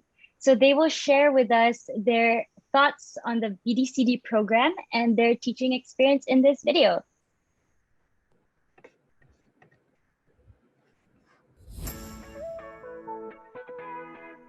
As I'm RMIT lecturers, firstly, I think among our lecturers, we are very close. We actually kind of like know each other pretty well in terms of how we can value add in the students' learning. Of course, because we are all like-minded as an educators, I think it's some things that we always kind of look forward to share our experience and our knowledge with the students here. I enjoy hearing the experiences of students, especially. So I think that's why every year, whenever they ask me whether I want to renew my contract, I say yes. And I do enjoy seeing how the students grow in their work from the start of the year. When I see their grad show, I see how they've grown, and I do enjoy looking at that, and I feel inspired and encouraged as well. In the name of SIM RMIT, you can see there's a collaboration between these two universities. We have here is our local lecturers. The other aspects, of course, we work with the RMIT side, which is a lecturer from Australia. In the way that we use the modules from RMIT and all this, but at the same time, we contextualize to the local contents. And probably you can see that from the different lectures, there's different teaching style. Then, of course, they impart their working experience in the teaching as well. So I suppose this is a unique part about BDCD. Because we are trying to impart the kind of industry practices into the classrooms. Most of the schools will tend to teach a little bit more academically. And for my part, I thought the knowledge of the industry and together with the students' experience, for those who have experience in out there working as a freelance and even in agency. This is special because as I try to make the students who not only have expertise in graphic design, but also in other areas like interior design or animation or digital design. Everybody can bring their expertise to the table. There's a well mix of different disciplines. So when we all come to these learning platforms, we tap on each other's strength as well. I used to study the same course. I studied from my bridging, my degree and my master's, all pertaining to RMIT Com Design. So of course, this holds a certain value in me. And now being part of it, that makes it even more special, right? I guess every batch of the BDCD is different. For this particular batch, it was kind of very interesting because in fact, there are quite a couple of students are actually not design trained. And bringing that kind of experience and their exposure in their own trades and discuss it in the classrooms, I find that it just makes the whole class dynamic a little bit more interesting. Last year when we started teaching, it was the pandemic, right? So we couldn't go to class at first, and most of our classes was on Zoom. And I felt like no judgment between the students. So like everybody cares about how you look or how you walk. Everybody was able to synergize very well in that sense. And then there was no cliques that was happening between the students because it's all digital as well. Some of the students also in the beginning find it's a bit hard to adapt, but then, you know, the way I look at it, our students is very independent, and this is one of experience that I say it brings everyone a new way of learning. And I think it's a good experience in the sense that I start to realize that learning can be different forms. First thing I probably want to share with current batch of students who is graduating is that this is just the beginning of whatever you want to pursue in the future. You might not go into the design field, or you might want to do your own stuff. I think the whole life journey is a learning journey. So take it as a first step for whatever you want to do. And of course, for the incoming students to this course, I would say that it's a one-year course. It's not going to be easy. Yeah. Get prepared, know what you want to learn, find the gaps, and come to the classroom and get it from the lecturers as well as other modules that you'll learn from. Always have the right attitude. That will apply to your learning. That applies to how you're going to be like as a designer when you go out to work. So this attitude is what is going to carry you through your entire journey as a designer. And obviously, you look at it, it's a one-year course, right? There's so little time, there's so much to do, and I'm sure some of the students will tell us that, wow, the assignment is very hectic and all this. But to be honest, compared to real life industry practice, it is just a glimpse of it. So for whether the current batch that is graduating or the new candidates are coming in, you can learn from each other, learn from us, learn from online. Willingness to learn, opening to learn. I don't think that, because of a certain age, like for me, I'm still studying. So what's stopping the young people, right?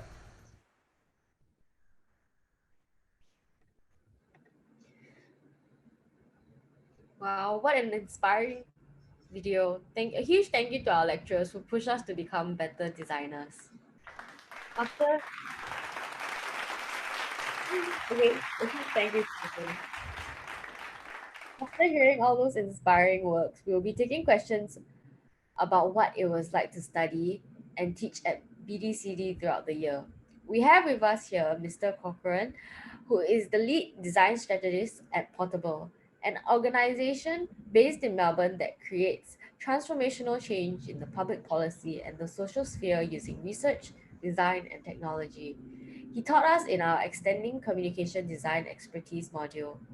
We also have with us Michelle, one of the student project managers of 53 Collective from this year's graduating cohort. I'll get the ball rolling by asking Adam a question.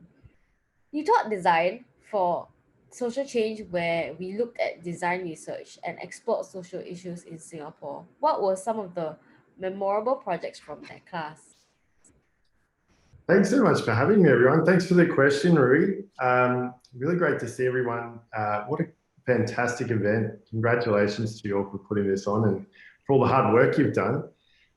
So some of the memorable projects, I'd have to say they were all pretty memorable, to be honest. And I don't mean to use a get out of jail card on that one, but I think what I noticed, what was really interesting was no one hesitated to jump into the really hard issues and the really complex issues to solve in society. And I saw that through two lenses. So I noticed that there were some projects that were, for me, they gave me the ability to get a deep understanding of the nuances of Singaporean culture based on some uniquely Singaporean issues. So whether that was the experience of newlywed couples applying for a BTO flat, or addressing the perceptions of Singaporeans towards governmental policies about addictive substances, or helping people feel a sense of belonging in Singapore based on the COVID-19 context, or helping Singaporeans embrace their shared identity, helping Singaporean parents be mindful of the stress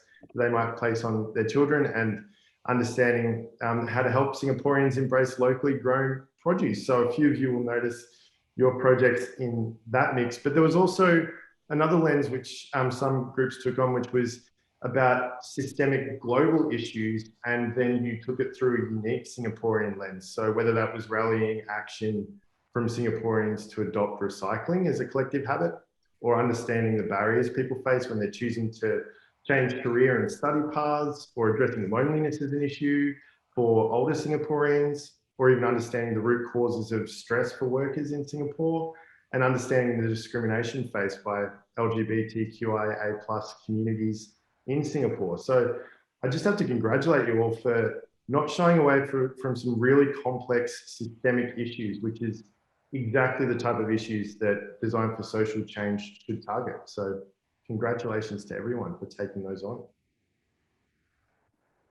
Thank you, Adam.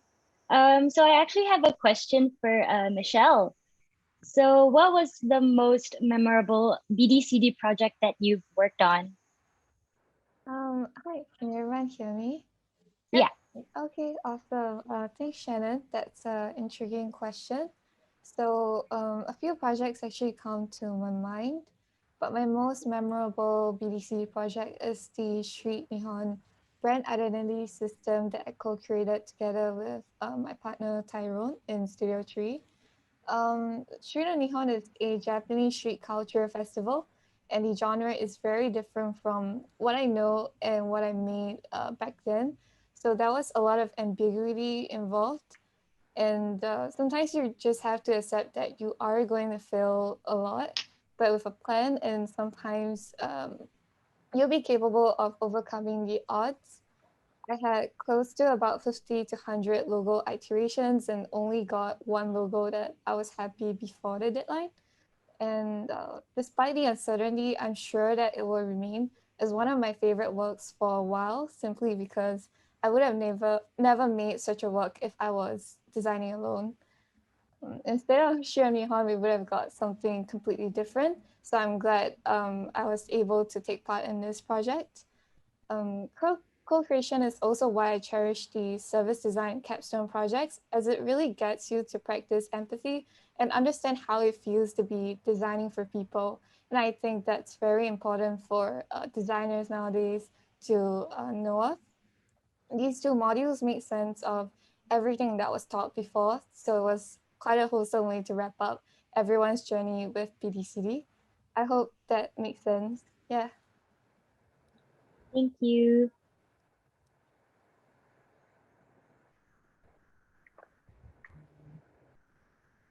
Thanks, Michelle.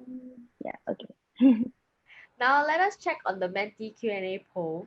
We'll be picking out interesting questions, so be sure to vote for your favorite questions on Menti.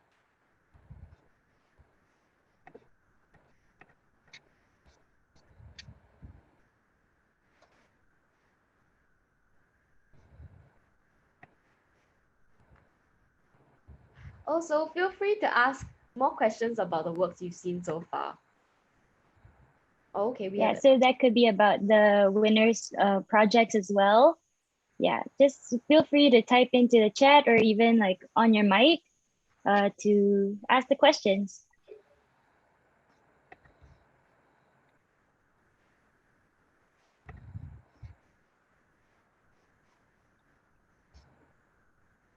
Okay, so there's one question. How was interacting in the virtual lessons like?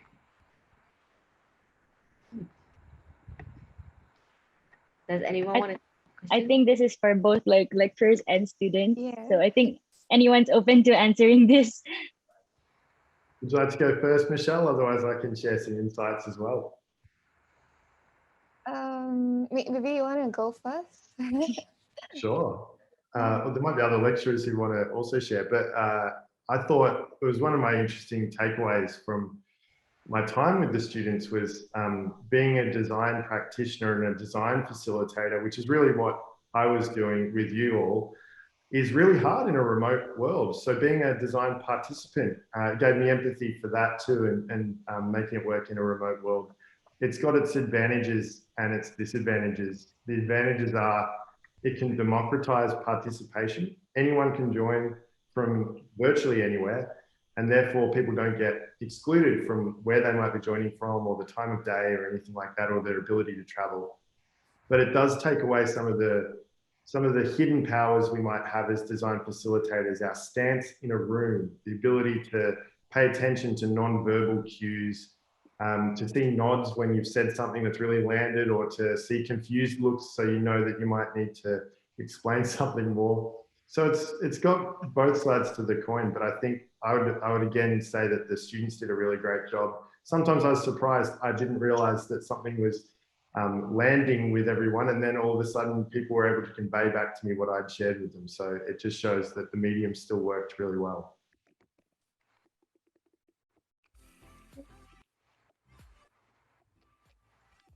So on my side, I think I had the perspective of a student. Going into the course where it was just virtual was a bit of a letdown, but I think the welcoming cohort and team at SIM and RMIT really made it worthwhile. So a lot of times it's kind of similar to today's Zoom session where we were kind of flooding the chats. And I would really just encourage everyone to just have their webcams on during lesson time, or even just consultations and presentations, because it really helps to let everyone know that you're there and kind of present at that moment. Yeah, so it was really quite nice, and we got to learn how to work our way around the limits of Collab Ultra. Like there was one time where we were kind of like drawing on the whiteboard, and it was quite a fun memory as well. Yeah. Yeah, I agree with Michelle as well. It's all completely fine to turn on your mic or turn on your camera during class. It's really not that intimidating at all. After a while, you get used to it, and it really does help you feel like the lessons are more engaging that way. Yeah, it also helps the lecturers to feel like they're not talking to a wall. Yeah, I remember for our last module with Kim, and I remember for our group, me, Ray, and Russell, and then we all turned on our cameras for consultation, and then she was like, "Oh my God, finally, I'm not talking to a wall." So yeah, it just makes them feel a bit more happier that, like, you know, you're willing to interact with them. Yeah. Anyone else wants to answer this question? Lecturers or the students? Okay, otherwise we'll just move on to the next question. Semi said in the chat, it feels more personal and you can help deliver your message with positive. Yeah. Influence. I remember one of my first few impressions of the virtual lessons was that I saw the chats, like there were so many people just replying to it, even if it was just like a emoji with like a thumbs up, and people were spamming the chats, and it felt like, oh, okay, I actually feel like I'm having quite a fun lesson class, and it's not as intimidating as I thought it would be. In fact, I kind of in the beginning I kind of liked it, like I felt like it was a good way to start out my uni journey. Yeah, definitely. Yeah, it felt very inclusive. That's what Michelle said. Okay, Yeah, moving on okay. to our next question. What are some things that we can mentally prepare for before we get started with class? Ooh, this is a good question. Does anyone want to take it? Yeah. Maybe I could give my 2 cents on this, since it Yeah, seems sure. like it's it could be from like a future student. So some of the things that you can mentally prepare for before getting started with classes. Oh yeah. So just to give like a glimpse into how things work here, usually you will have like a 1 week intensive like curriculum with the lecturers at RMIT, and that is pretty tough. So I would definitely suggest to kind of just clear out your schedule and get ready to get deep into design. Other ways that you could really prepare yourself is to also look out for other resources that are being posted on the student portal as well. I understand that there's going to be students from a wide range of backgrounds, some of who may not actually be from a visual communication background. I myself was not really design trained. So at the start, I think there was kind of a learning curve, but be sure to kind of just check in a lot with your lecturers, and also like watch YouTube, and also just read up on a lot of like design resources. There are quite a few. I think we could kind of like sit down. Oh yeah. And definitely make sure to take breaks. I think the first couple of weeks when I just went really just, all about that hustle culture, I think it's quite over glorified. So do take a lot of breaks. I think it helps to keep you stay creative as well. Yep. It's a really good point, Michelle. I'd agree with that. Even in my own professional practice, we talk about the need to take some space, because design's an inherently creative, generative profession, right? So sometimes you just need some brain space for your best ideas to emerge. And we often get challenged by that even in our professional context as well. I also saw some mentions in the chat. I'm so glad you remember it, some of you, the relationship to ambiguity and that word. And I saw some people having still various relationships with ambiguity, but being ready for it, I think, is a really crucial lifetime skill for designers to build. We all, as I shared with you as well, I have different relationships with the concept of ambiguity on a day-by-day basis, but being prepared for it to be part of the process, I think, is a really important skill for any prospective designers to have. And I saw Reg mention being beginner's mind. I think that's a really important one too. Like being able to be open to all learning and not know the answers straight away and be okay with that. That's kind of related to ambiguity. Being okay to be just working on the problem and understanding that without even knowing what the solution is going to be yet.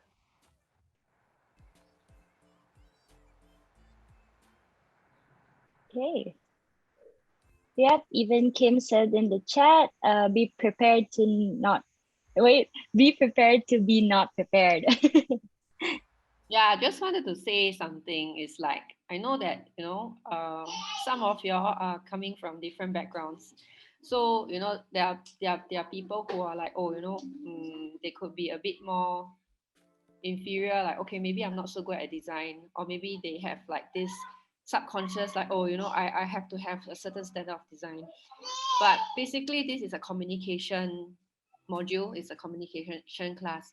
So we don't really talk about design aspect. It's really how you relate things, how you relate ideas, how you relate concepts how you relate things in your own expertise, in your own way. So that makes it unique, right? That makes it a little bit more personal, and from your experience, from your memories, you draw all these ideas from what you have actually gone through.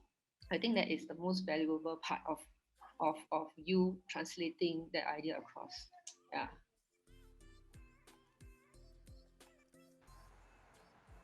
Any other students or lecturers that want to jump in with this question? Otherwise, we'll just move on.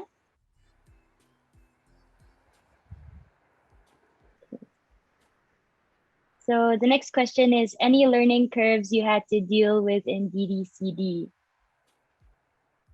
I think I can share on this one.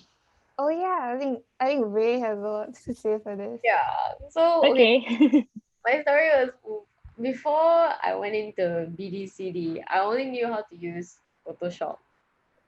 And so most of my poly work was done in Photoshop. And when I went in and I did this Studio 3 module, I was doing posters and I was doing branding guidelines and everything all on Photoshop. And then when I presented it to Jack, the first thing he said was, "Why are you using Photoshop? Stop using Photoshop."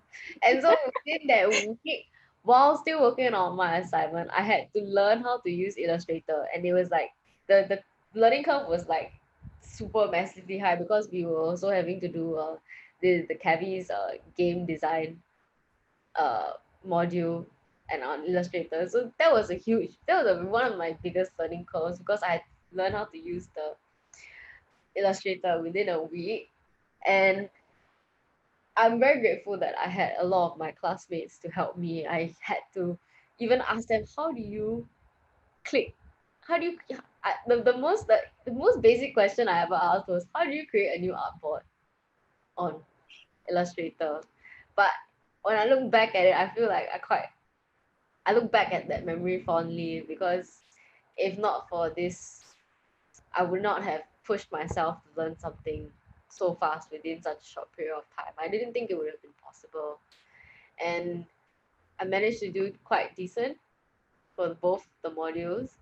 And I feel very grateful that I didn't have to go through it alone.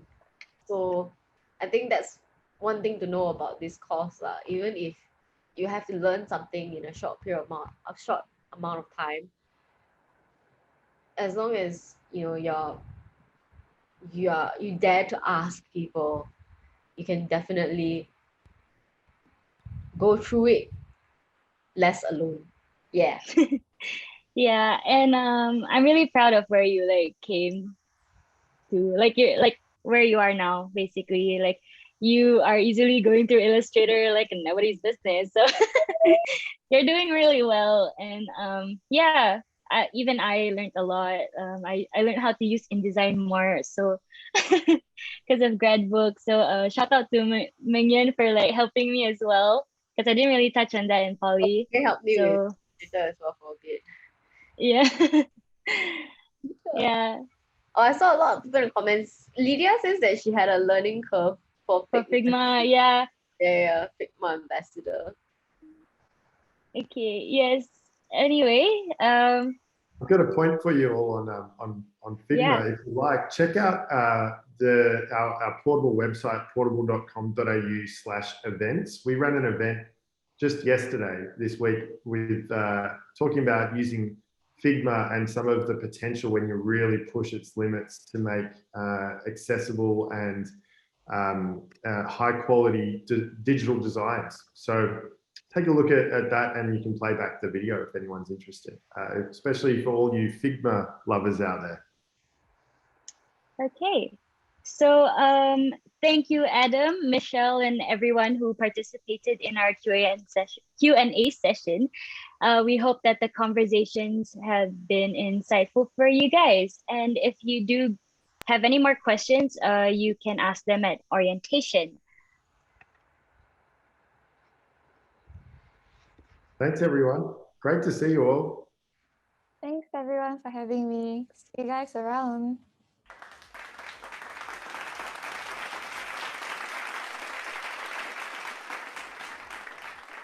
And now we've come to the end of today's event.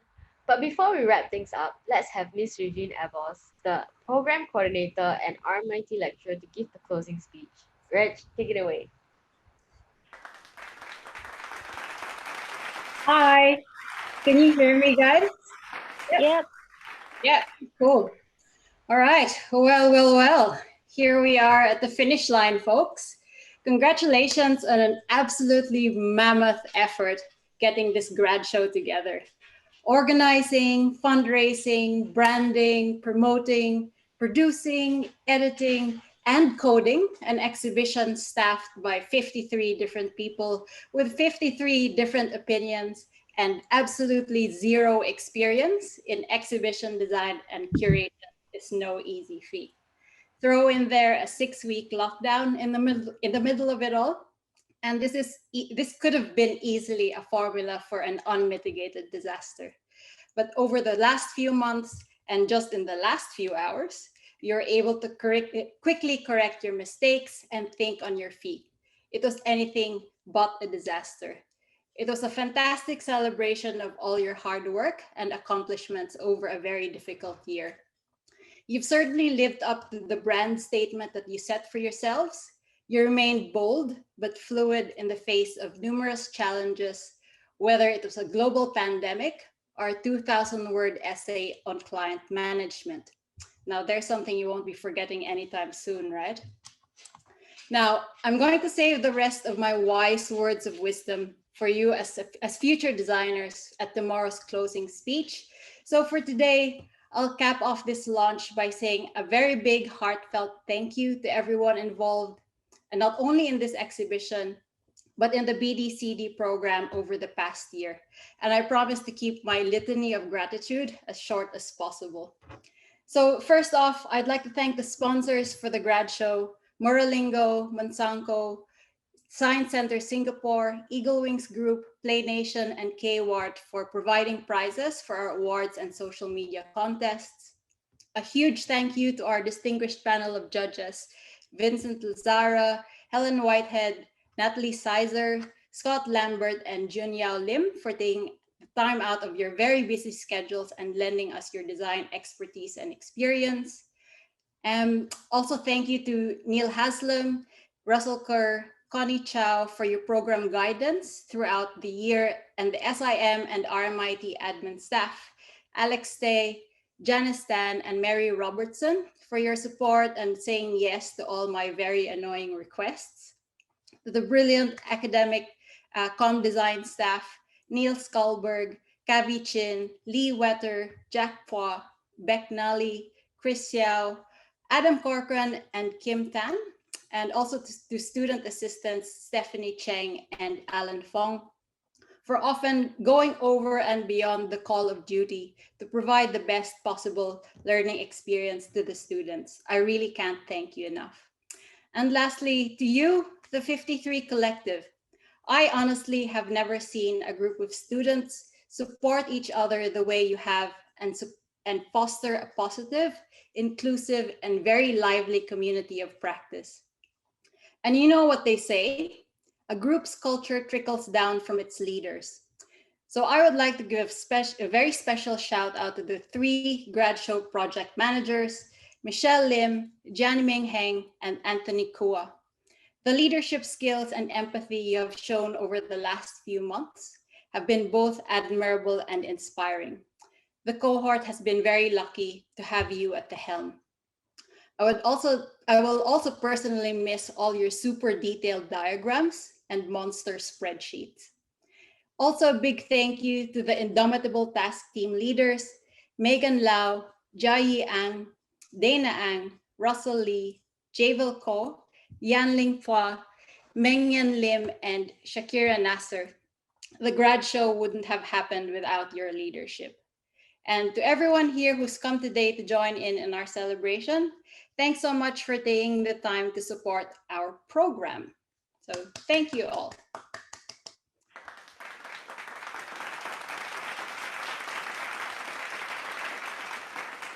And I think Ray and Shannon have some last words about what's coming up for orientation. Thank you, Reg, and thank you all for your kind attention. We may now leave this Zoom session. For those who are attending the student orientation and workshop, please stay in this session and go for a quick break to prepare for the orientation and workshop. We will start soon. Thank you so much, everyone. Thank you. Thanks for coming, guys.